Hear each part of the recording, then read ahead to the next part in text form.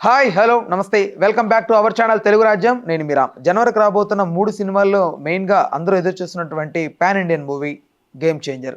అయితే ఈ సినిమాకి సంబంధించి audio function are pre release event ఇది అమెరికాలో చేయబోతున్నట్లు అఫీషియల్ అనౌన్స్మెంట్ అయితే వచ్చింది.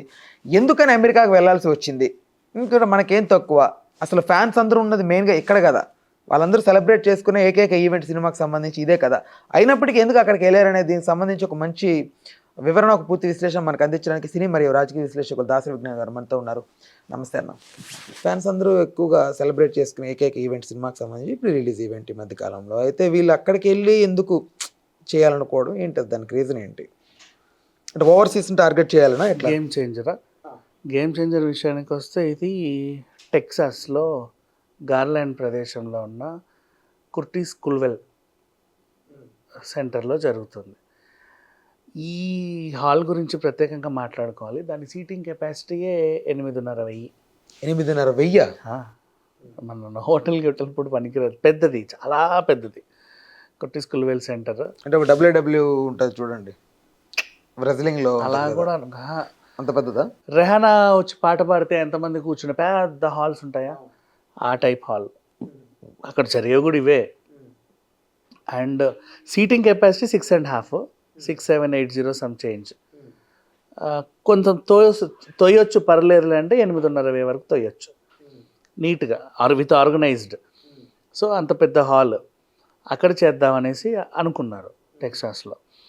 ఇక్కడ విచిత్రం ఏంటంటే ఆ దాంట్లో ఈవెంట్ చేయాలి అంటే ఆ హాల్కి పర్ డే యాక్చువల్గా మనం మన కరెన్సీలో మాట్లాడుకుందాం, ఒక 37 కోట్ల వరకు ఖర్చు పెట్టాలి. 37 కోట్లు. తర్వాత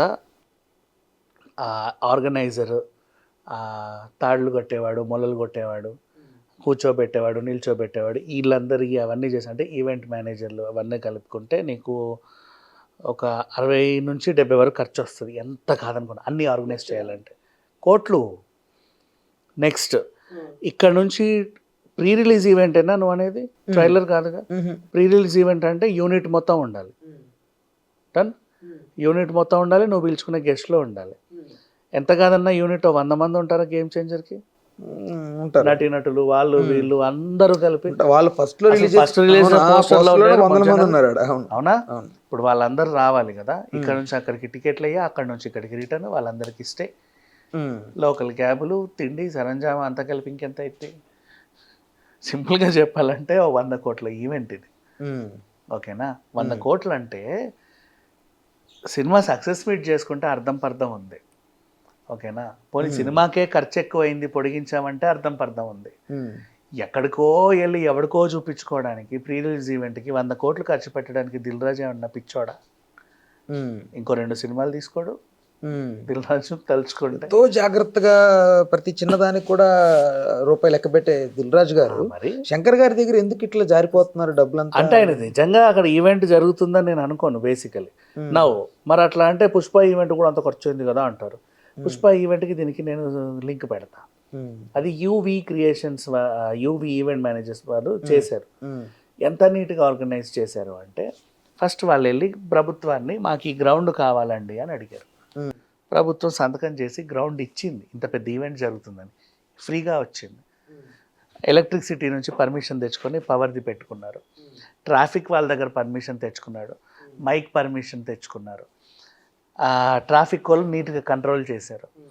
30 అంబులెన్స్లు పెట్టారు, 15 ఫైర్ ఇంజన్లు పెట్టారు. అండ్ వెనకాల అమ్యూజ్మెంట్ థీమ్ సెట్ చేశారు. మొత్తం షాపింగ్ ఫెస్టివల్ చేశారు. బోల్డ్ అంతమంది వాలంటీర్స్ని పెట్టారు క్రౌడ్ని నీట్గా ఆర్గనైజ్ చేయడానికి. అండ్ 1కి 2 సార్లు చెప్తున్నా, మళ్ళీ మళ్ళీ అది చూడండి, ఎక్కువ డ్రోన్ షాట్స్ ఉంటాయి. అందరు ఎంత ఆర్గనైజ్డ్గా కూర్చున్నారో మీకు అర్థమైంది. గుంపు గుంపు గుమిగూడ్డం ఏం ఉండదు, నీట్గా అలా ఉంటుంది అంతమంది.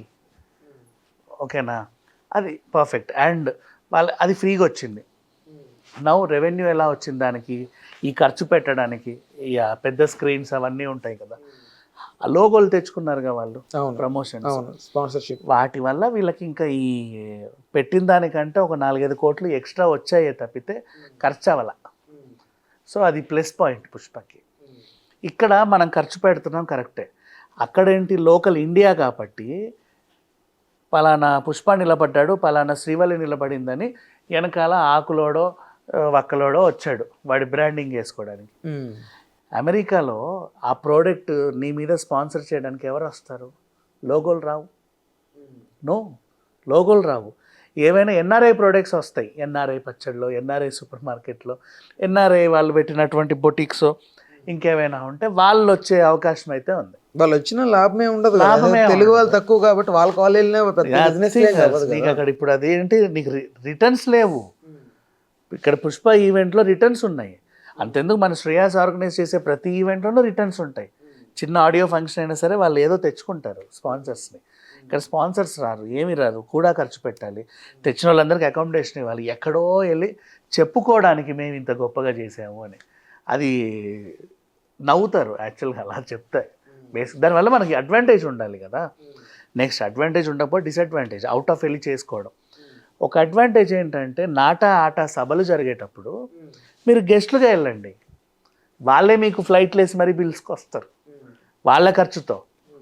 ఆ సభ వాళ్ళు పెడితే మీకు ఫ్లైట్లు వేసి వెళ్ళి గెస్ట్కి వెళ్ళి అందరికి ఇటు టోపి అందరు తప్పక చూడాలి మా సినిమా అని చెప్పి రండి, మంచి ప్రమోషన్ అయింది. అరే వీళ్ళు వెళ్ళొచ్చారు యూఎస్ అన్నట్టు ఉంటుంది. Don't do there. అసలు అది చాలా ఖర్చు ఎక్కువ. ఇప్పుడు మన హెచ్ఐసిసి హాల్ ఎంత? ₹1,00,00,000 అది పర్ డే, 70 లక్షలు. మరి అలా ఉంటాయి ఖర్చులు, అలా ఉంటాయి. నేను చేస్తాగా ఈవెంట్స్ అయినో. అందుకని చెప్పేసి ఇక్కడ అక్కడ ఆ హాల్లో మాత్రం అంత ఖర్చు. ఇప్పుడు 100 కోట్లు పెట్టి వీళ్ళు అక్కడికి ఈవెంట్ చేయాల్సిన అవసరమే లేదు. మరి డాకు మహారాజ్ అక్కడే అని ప్లాన్ చేస్తున్నారు, అక్కడికే వస్తున్నా. సో ఇప్పుడు ఇదంటే వృధా ఖర్చు ఇన్ కేస్ ఒకవేళ అంటే, ఎందుకంటే అంత అవసరం లేదు. బేసికలీ పెట్టుకుంటే పెట్టుకొని తప్పులేదు, ఎవరిష్టం వాళ్ళే. డాకు మహారాజు గురించి మాట్లాడుకుంటే, బాలయ్య కుర్చీ వేసుకొని టాక్ షోలో కూర్చుంటేనే వెనకాల 190 లోగోలు తిరుగుతూ ఉంటాయి, అవునా? సో స్పాన్సర్షిప్కి స్కోప్ ఉంది ఇక్కడ. నీకు అర్థమైందా? ఆయన ఉంటే బ్రాండ్స్ వస్తున్నాయి కదా. ఇప్పుడు ఇవే బ్రాండ్స్ అక్కడ రిఫ్లెక్ట్ అవుతాయి.